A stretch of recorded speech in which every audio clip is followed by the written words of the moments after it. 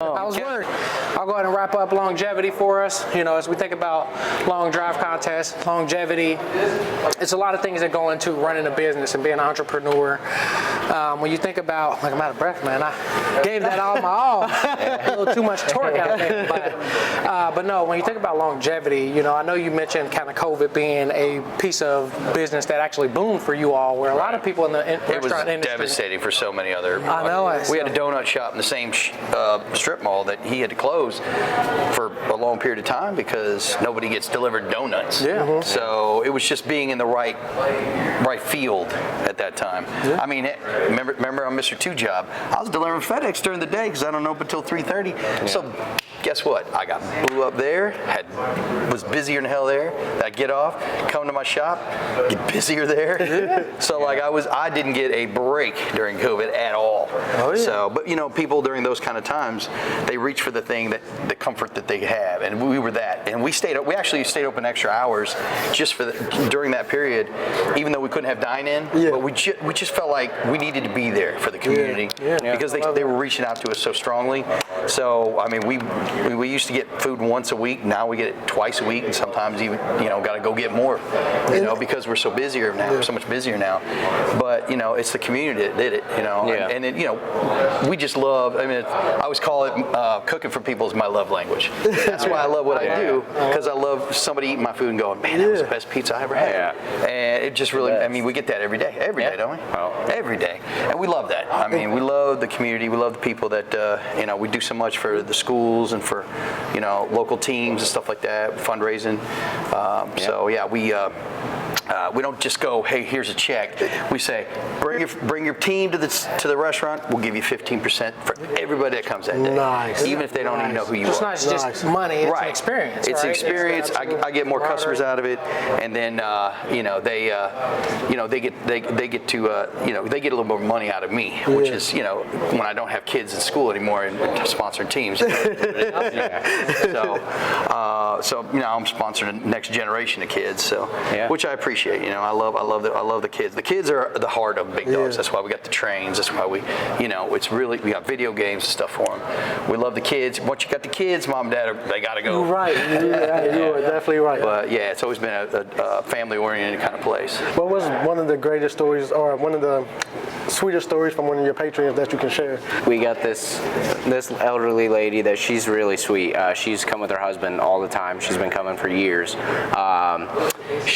Her husband recently passed away, but she still comes in solo because she thinks our staff is so nice and she feels so welcome there. Yeah. Feels like a place she used to go with her husband. That kind of loyalty, that kind of love, and through adversity and through COVID, through other things, they're always there for us, and we're there for them. That's why I stayed open late. It wasn't because money. It was about them. I just felt like I got snowstorms. I stay open. Yeah. I don't make my employees come in, but we're there. If you got to eat, you got to eat. People still have to eat. Yes, that's a very. We'll take care of you. We had a little fire in January. We were closed for a month. Yeah. People still came back. Wow. They were waiting. They were lining up waiting for that place. Yeah, we were closed for a month from the fire. They went to the other location and swamped it, and then which is fine. It's great. Right. And the good thing is they're not too far apart. So it does 5 miles apart. So they're not too far. But you just can't pay for that kind of loyalty and love, and which we really feel every day. So that's why we love what we do.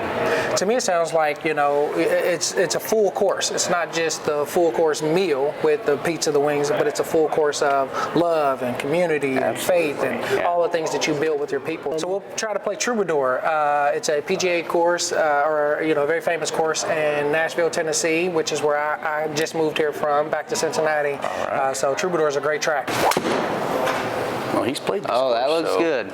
I've actually never had the pleasure of playing this course. Oh, you just live near it? Yep. So I'm going to be a little right. That water! There you go. Oh. There's a tree. You got to hit us a good one. Come on. That was really good. Stay right there now. Get down.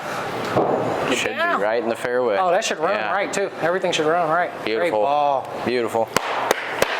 That's my partner. Ooh. Nice. I love how it plays just like I hit him. It's still fair. He said, I'm going to put this 282 as my long drive went. That's what we'll try and do that. I like it. Maybe keep it safe left. We'll see. Ooh, No. Come on, A little too safe. Turnover. Turnover. Well, we have to take it no matter what. So. Oh, don't hit the cart path. You may not be taking it. As he's preparing to hit, obviously Troubadour is a staple course in the Nashville area. What's been probably the most popular or most famous course you guys have played in your golfing time? Camargo.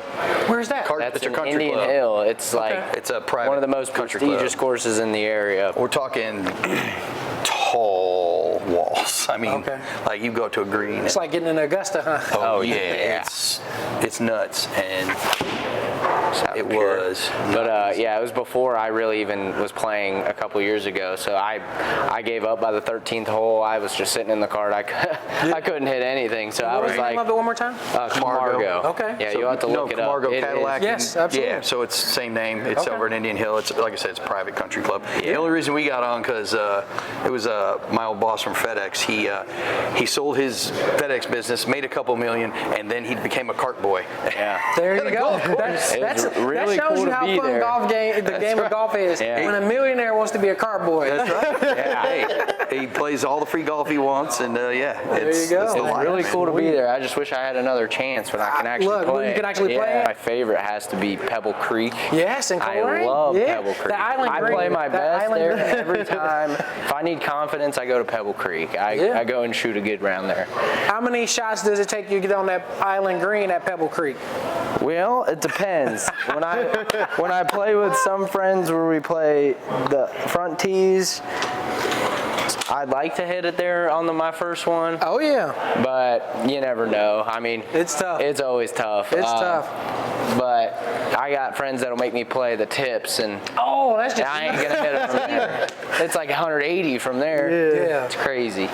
As a father, Chris, you said the first time you took him to the course, he was about 5. Mm-hmm. I got 2 young girls, and I'm praying. I didn't get into the game until I was in my mid-20s. So I think about how great it would be to get them out there.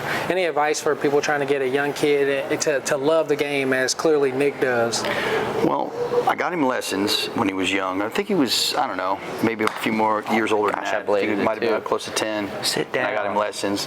So get him lessons early, I would Yeah, say. I like You know that. what I mean? Just kind of get the get that confidence. swing down. Yeah. Because that's the hardest part. I mean, obviously, I'm really bad at it. But you that's something you got to revisit it with time. Golf it's a long-term skill that I'm really good at showing you how not to do it.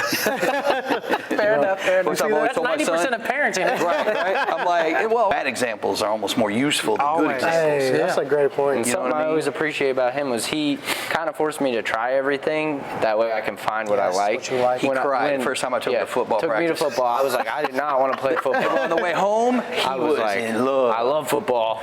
So I kind of saw golf as one of those things. I didn't push it too hard in his youth because I'm like, basketball, baseball, football, you can play these when you're young. Yep. You can't when you're old, but golf you can play forever. Yeah, I was always pushing him to do the things that he could do in his youth.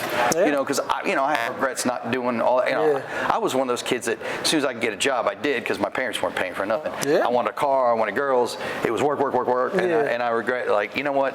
I'd rather been a little poorer, ride the bike a little more, and play more sports, which I should have done. So I always made sure that he had the ability to play as much as he wanted to. I love that. All summer. I mean, he played on select teams and stuff. And he played them all, and he was decent at all of them, but better at baseball than most. Yeah. But I knew he'd pick up. He's good. He's got good hand-eye coordination, which is bad. So his uncle was always really good at it. So he took a lot from what he taught. That's good. He coached his teams a few times too. So just give him people that could help him more than I could. And he's always excelled and taken that, just soaked it in like a sponge. So I actually beat my uncle for the first time in golf a couple weeks Oh, ago. that had to feel good. I have it framed framed. the mentee becomes the I have the mentor. scorecard framed because it's a big deal. Yeah. Nice. That's His uncle's He's good good. at everything. Yeah, so. he is. But he's my age, so. One of the things you mentioned, and I love this because it's something we're trying to do with our she'll be 4 here in a couple weeks, but is get them into everything. Let them try everything. Get a taste of gymnastics and football, basketball, baseball. Try. Heck, we had a teammate, and we won't say his name, but he cried a lot of times, the first like 10 years of football, but he made it to the NFL. You know what I'm talking about. Yeah. Great football player. Sometimes that's just a lot of passion for the sport, not, and just feeling. His was passion for not getting hit. Then he overcame that, obviously. He sure did. He played at a very prestigious university, went on to play several years in the NFL, but, he wanted to be a basketball player. He wanted to be a great basketball player, and he was good at it, but obviously one made him millions, and one, was a good side hobby that he now does for pickup. But similar to you, you tried everything, you found what you loved, and now we've aged out of some of those other sports, but now you are kicking our butts out here. So with that, they ended up making a bogey. We made a bogey, yeah. All right, let's see if we can get up and down and save a par from 8 yards. That's good. Yep. Sit right there. Sit down. Sit right there, ball. You didn't deserve that. Oof. All right. I think you can stick one a little closer than that. Yeah. How far is it? 8 yards. 8 yards. So you want to carry it about 4 because it's rolling a lot.